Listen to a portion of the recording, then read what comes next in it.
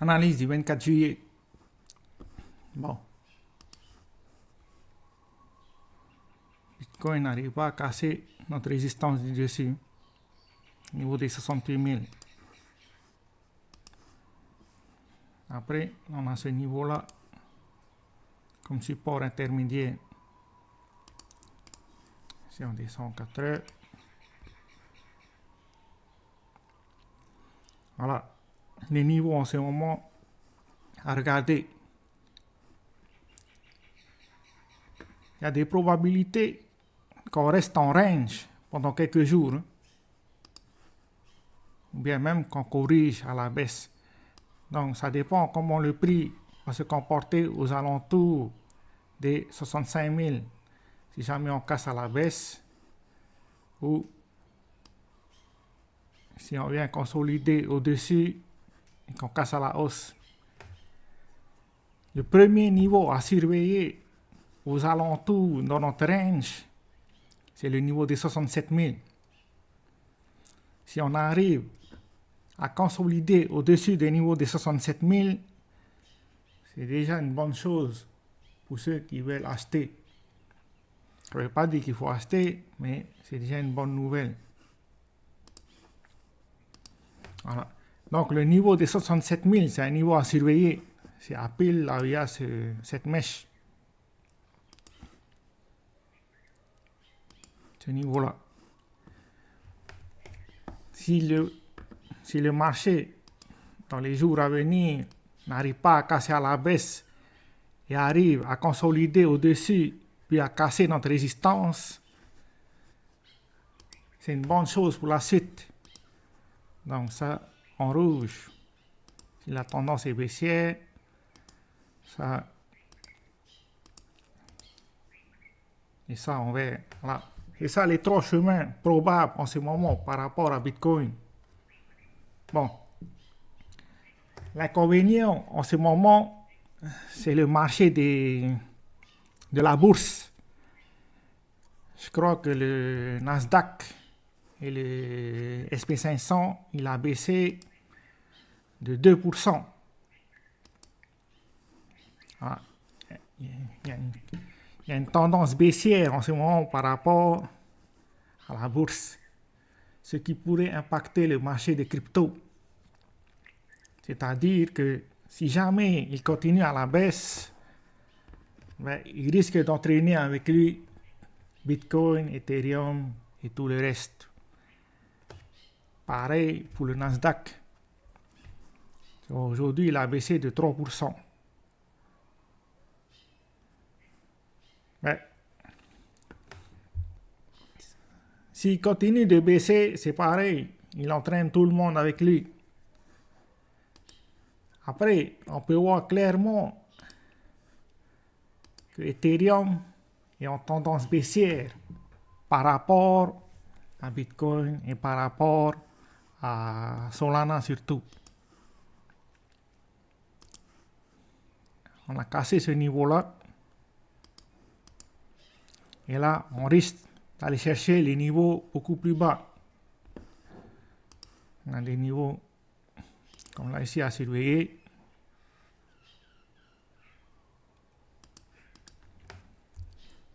Voilà.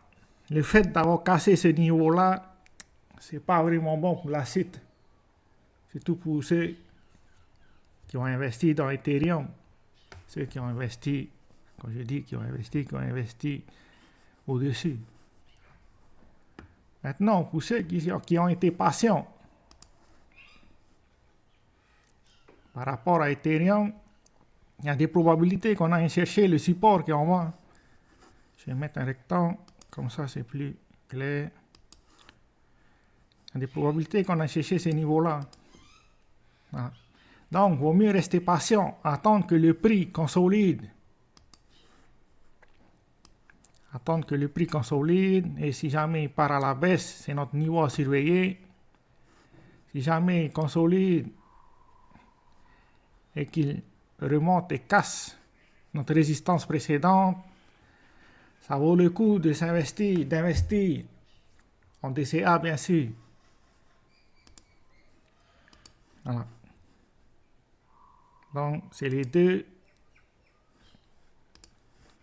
deux niveaux à surveiller en ce moment, les deux chemins plutôt à surveiller en ce moment, que ce soit à la baisse ou à la hausse. L'idéal, pour moi, ça c'est subjectif,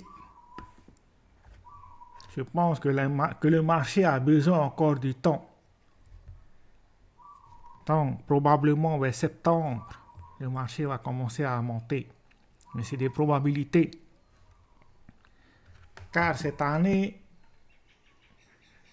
l'événement majeur, c'est la baisse des taux d'intérêt, bien sûr, et puis l'élection de Trump. Et depuis 2000, à chaque fois qu'il y a une élection en Amérique, ben, le marché a baissé avant de monter. Voilà. Donc, il y a des probabilités que le marché commence à baisser, puis monter vers septembre, octobre. C'est pour ça, là, en ce moment, ça ne sert à rien de se précipiter. Surtout que on est en plein milieu d'un range. Donc, il n'y a pas vraiment de tendance. Ce n'est pas un endroit où se placer. Si on arrive dans cette zone-là et qu'on consolide, ça vaut peut-être le coup de se placer en DCA. Si on casse à la hausse, ça vaut peut-être le coup de se placer. Mais pas en plein milieu comme là aujourd'hui. Là. Pareil pour les autres, pareil pour... comment ça s'appelle là? Pareil pour Bitcoin et tout le reste. Ils sont en plein milieu de range. Donc, ça ne vaut pas vraiment le coup de se placer en ce moment.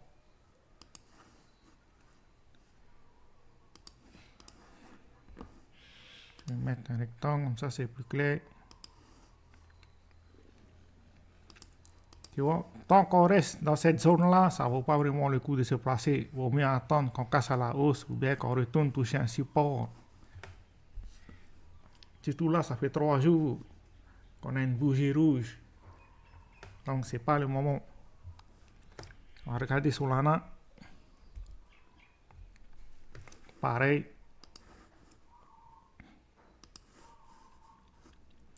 Je m'attends à ce que le marché baisse. Continue de baisser. Après samedi,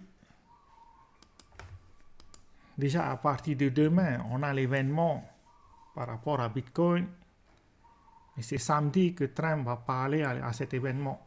Donc, par rapport à ce que Trump dit, le marché pourrait changer d'avis et passer en tendance haussière.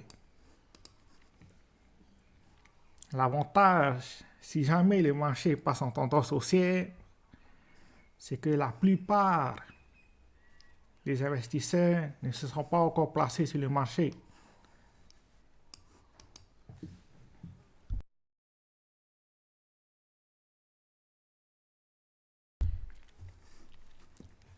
Tous les retardataires, ils n'auront pas eu le temps de se positionner. Ou bien ils n'auront pas saisi l'occasion plutôt de se positionner. C'est ça l'avantage si jamais on casse à la hausse. Alors que si on casse à la baisse, ça donnera le temps. Si jamais on revient chercher notre niveau de support avant de casser à la hausse, ça donnera le temps aux retardataires de se positionner. Bon, que ce soit l'un ou l'autre, ou ceux qui se sont positionnés beaucoup plus bas, ben, ils n'ont rien à faire. Il faut juste rester patient et prendre des trades ou bien scalping en intraday. C'est pas le moment de prendre des swing trades à moins que vous voulez aller en short. Mais bon, ça c'est une autre méthode. Là, je parle plutôt pour ceux qui veulent acheter. Ensuite, on va regarder un peu par rapport total. Bon, marqué dans les niveaux.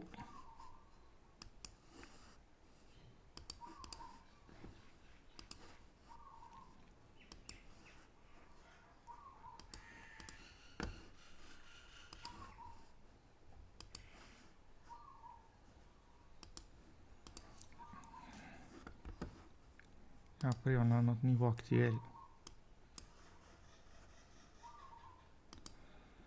Voilà. Bon. Ce qui est pas bon en ce moment par rapport aux altcoins, point haut, point bas, point haut plus bas que le point haut précédent, point bas plus bas que le point bas précédent, point haut plus bas que le point bas précédent. Donc, il y a des probabilités qu'on aille chercher plus bas. Faut pas oublier la tendance. C'est une tendance baissière. C'est pour ça qu'il vaut mieux rester patient. L'idéal, c'est de se positionner sur des supports. On va dire ça, si c'est pas encore le moment. Donc, on a notre résistance et notre support. L'idéal, c'est de positionner sur un support. Si jamais le marché il arrive à consolider vers ces niveaux-là, puis de casser notre résistance, donc ça vaut le coup de se positionner sur les altcoins. Si jamais il arrive à consolider à ces niveaux-là, ou bien attendre la cassure de notre résistance pour se placer sur les altcoins. Voilà. Ça ne sert à rien de se précipiter surtout en ce moment. Car il n'y a aucune confirmation que la tendance est haussière. On a juste eu 2 semaines de hausse, mais le marché n'a pas confirmé. Toujours pas confirmé en tout cas. Donc, c'est les 2 chemins à surveiller en ce moment. Je vais tracer le deuxième. Si jamais on consolide, puis on vient chercher notre support précédent, il faut rester beaucoup plus prudent par rapport au premier chemin.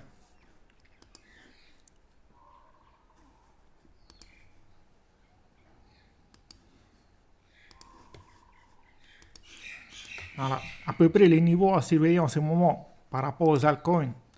Ça, c'est en général. Mais si on a vu Nasdaq qui a baissé de 3%, je crois que ce n'était plus arrivé depuis décembre ou novembre 2022. Une telle baisse. Regardez précédemment. En plus, ce qui est intéressant aujourd'hui, c'est qu'on peut voir clairement que Solana a surperformé Bitcoin et Ethereum. Il y a les ETF Ethereum qui ont fait une baisse de 3%. On n'a pas encore les résultats de la liquidité qui sont sortis aujourd'hui. Mais bon, c'est quelque chose à prendre en note. Ensuite, il y a les ETF Bitcoin qui ont fait une journée positive. Mais bon, c'est timide. On va regarder à peu près la liquidité par rapport au marché actuel. On peut voir que sous le niveau où on est actuellement, il n'y a pas beaucoup de liquidité à les récupérer. La plupart se trouvent au-dessus, notamment au-dessus des 72 000. Tu vois, on peut descendre jusqu'à 50 000, où il y a l'équivalent, entre guillemets, du niveau de liquidité qui se trouve au-dessus. Qu'est-ce que ça peut nous dire? Que on risque de consolider pendant un certain temps. Et la baisse, pour que Bitcoin baisse, il faut vraiment un impact sur le marché. Par exemple, si la semaine prochaine, Jérôme Powell décide de ne pas baisser les taux d'intérêt, peut-être que le marché va réagir par rapport à ça. Et on va probablement avoir une tendance baissière. Mais bon, on peut clairement voir que la liquidité se trouve au-dessus. On a tout récupéré, la liquidité qui se trouvait en dessous. La plupart se trouvent au niveau des 72 000 les plus hauts. même là, en ce moment, au niveau des 68 000 les plus hauts, comparé à la liquidité qui se trouve en bas. Donc, en général, je suis plutôt consolidation pendant un certain temps, une légère tendance baissière pour faire peur au marché, puis on casse notre résistance à la hausse. C'est ça à peu près le chemin que je vois par rapport à Bitcoin pour les mois à venir. Consolidation, puis on fait peur au marché et boum, on monte. Par rapport à la liquidité. Parce que, comme on l'a vu précédemment, on a plus de liquidité en haut qu'en bas. On peut clairement voir jaune. Alors qu'en bas, ça se situe au niveau des 50 000 sous notre support des 50 000, 53 000 environ. Voilà. Donc, je m'attends à ce qu'on aille en consolidation pendant les jours à venir, qu'on fasse peur au marché, puis qu'on repart à la hausse. Ça ne va pas se passer exactement comme ça, mais il y a des probabilités qu'on ne retourne plus voir les niveaux précédents de 55 000. Peut-être que c'était notre point le plus bas depuis les 2 dernières semaines, les 3 dernières semaines. Peut-être qu'on a touché notre point le plus bas qui se trouve au niveau des 55 000. Voilà, c'est ça à peu près que je prévois pour la suite. Ciao, ciao.